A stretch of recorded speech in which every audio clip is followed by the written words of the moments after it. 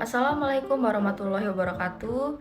Perkenalkan, nama saya Widya Melati Putri, NPM 224111066, kelas manajemen 22C. Pada pertemuan hari ini, saya akan membahas materi dari mata kuliah manajemen pemasaran yang berjudul strategi produk.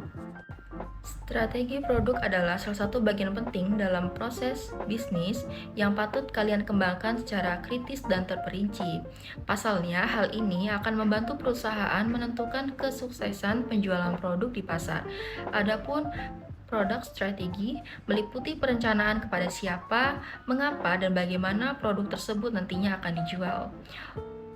Secara mendasar, pengertian dari strategi produk ini adalah suatu perencanaan teknis dalam mengidentifikasi tiap-tiap tujuan dan maksud produk yang akan dijual berdasarkan visi perusahaan. Bisa dibilang, produk strategi membantu perusahaan menghubungkan antara visi proyek dengan metode-metode yang dipakai untuk mengimplementasikannya. Adapun contoh strategi produk antara lain, yang pertama, membuat inisiatif baru, kedua, membentuk citra brand, ketiga, menciptakan produk baru, dan yang keempat, melakukan desain produk, lalu yang terakhir, memangkas sejumlah lini produk sebagai bentuk tinjau tidak lanjut. Elemen-elemen dalam strategi produk. Yang pertama ada inisiatif. Inisiatif merupakan tujuan spesifik yang menjadi dasar perilaku perusahaan. Umumnya dalam hal ini mencakup berbagai hal, bisa mempengaruhi pencapaian penjualan, misalkan meningkatkan retensi pelanggan, mendidik pelanggan, menelusuri saluran penjualan baru, atau juga meningkatkan penjualan.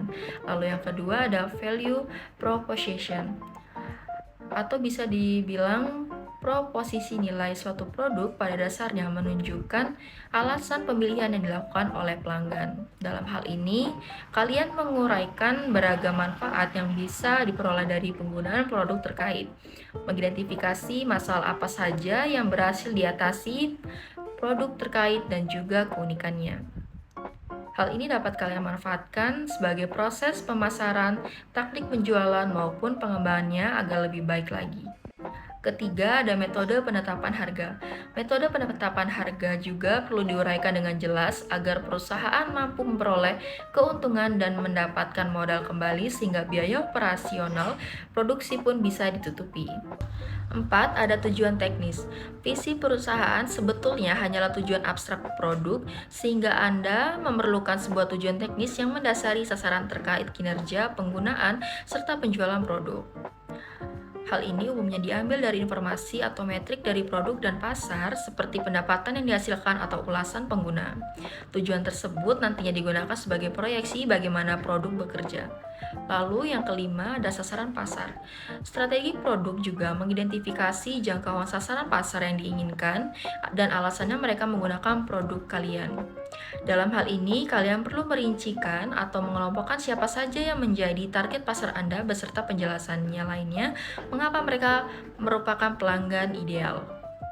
Di samping itu, kalian juga wajib memperhatikan faktor lainnya, misalkan kondisi pasar, tingkat kejenuhan, serta kompetitor di dalamnya. Ini dilakukan untuk mengetahui peluang terbaik bagi produk kalian.